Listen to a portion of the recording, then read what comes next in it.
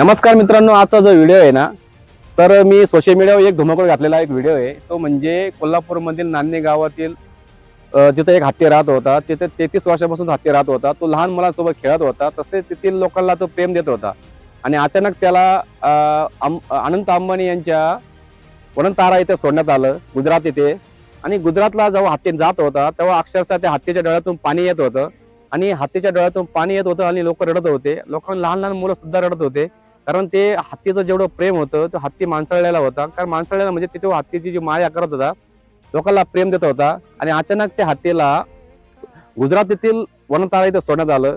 आणि जे नान्हे गाव होतं, ते नान्हे गावातील लोकांनी एक उपक्रम राबवला की तुम्ही जर आमचा हत्ती गुजरातला नेत असेल तर त्यांनी जिओचं जे सिम आहे त्याला बायकॉट केलं आणि त्याचं ते सिम त्यांनी पोर्ट केलं।